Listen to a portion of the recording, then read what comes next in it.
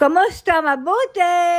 For today's video. For today's video, itong aming mga kaganapan bago magsimula ang ceasefire dito sa Israel. Pagdating nga ng hapon ay ikinanlong ko ang aking mga sinampay na ukay. Nasimot ko nga yung mga damit na yan sa gilid ng kalsada bago magsimula ang kaguluhan dito sa Israel. Nang masimot ko nga yan ay nakalagay yan sa maayos na lagayan at mga bagong laba pa. Nang mga araw na yan nga ay dyan pa ako natutulog sa kwarto ni Nili habang si Lola naman ay nasa bomb shelter. Ang gaganda pa nga ng mga napulot ko na yan at halos mga bago pa at damit yan ng batang lalaki. At mga branded nga din yan, mayroong Gap, Zara, Adidas at Old Navy. At tuwang-tuwa nga ang person dahil nakalibre na naman tayo ng mga pangmalakasan damit na galing sa ukay. At karamihan nga dyan ay kasya sa akin at yan ngang isait na sampulan ko na at suot ko na yan t-shirt na galing din dyan. Sa tagal ko na nga nagsusuot ng mga damit na nasisimot ko sa gilid ng kalsada ay ni minsan naman ay hindi pa ako nakakakuha ng sakit.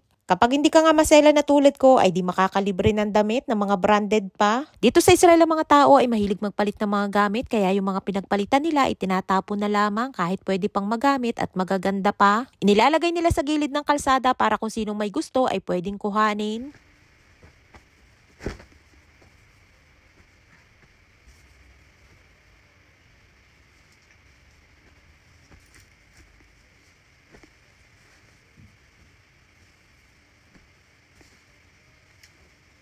Madami-dami ng ating mga damit na itinapon ang aking nasimot sa gilid ng kalsada at karamihan ng aking mga damit na isinusuot na pambahay ay mga napulot ko lamang. Hindi din naman ako mahilig bumili ng damit lalo na at wala naman akong pinupuntahan at lagi lamang din naman kaming nasa loob ng bahay. At bihirang-bihira lamang din naman ako na mag-day off kaya laking tipid para sa akin kapag nakakapulot ako ng mga ganan. Ay nga't sa kakamarites ay sa wakas ay natapos na din ang aking tiklupin. At dito naman tayo sa pampinali na eksena namin sa loob ng bomb shelter. Bago pa nga yan ay nag-announce na ang US President na may magaganap na ceasefire sa pagitan ng Israel at Iran. At nang mabasa ko nga yun ay sa isip-isip ko na lamang ay paniguradong may pahabol pang pasabog ang kalaban bago magsimula ang ceasefire.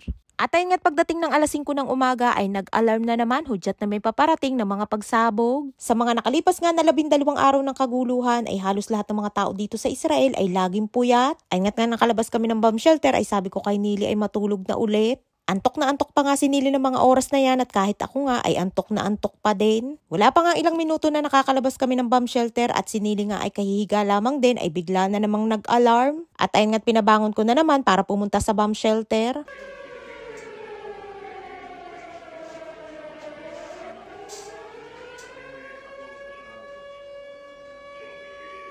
Sa ganun ngang eksena ay mas nakakaawa din yung iba lalo na yung mga matatanda na walang bomb shelter sa loob ng bahay. Na kailangan pa lumabas ng bahay para magtago sa ilalim ng hagdan o kaya naman ay sa pampublikong bomb shelter sa pinakailalim ng building na kanilang tinitirhan.